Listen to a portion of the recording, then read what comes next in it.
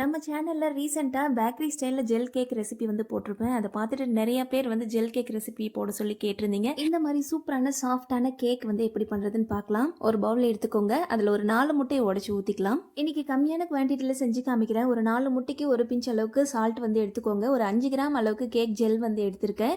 So இது வந்து bakery ஸ்டைல்ல பண்ணா மட்டும் இந்த மாரி எடுத்துக்கோங்க. இந்த கேக் ஜெல்ல ஒரு 30 ml அளவுக்கு தண்ணி ஊத்தி நல்லா கரைச்சிட்டு இந்த மாதிரி சேர்த்துக்கோங்க.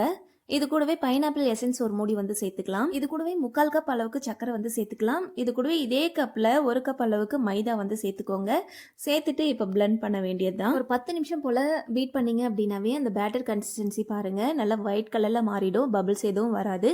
ஸோ இந்த ஸ்டேஜில் நல்லா ரிப்பன் கன்சிஸ்டன்சி வந்துடும். ஸோ இதுக்கு மேலே நீங்கள் நல்லா ஆயில் தடவுன அந்த டின்னுக்கு வந்து மாற்றிக்கோங்க. நான் ஓடிஜி வந்து ஒரு 10 நிமிஷம் 150 டிகிரி செல்சியஸ்க்கு நான் ஃப்ரீ ஹீட் பண்ணி வச்சிருக்கேன். நீங்கள் கடாயில் ஏதாவது செய்கிறதா இருந்தால் 10 நிமிஷம் ஃப்ரீ ஹீட் பண்ணிவிட்டு நீங்கள் மூடி போட்டு மூடி வச்சுட்டு ஒரு 40 நிமிஷம் கழிச்சு எடுத்தீங்க அப்படின்னா சூப்பராக வந்து கேக் வந்து ரெடி ஆகிடும். ஒரு 35 நிமிஷம் பேக் பண்ணி எடுத்தேன். சூப்பராக வந்து ரெடி ஆகிடுச்சு கேக்கு. நல்லா பஞ்சு மாதிரி இருக்கும்.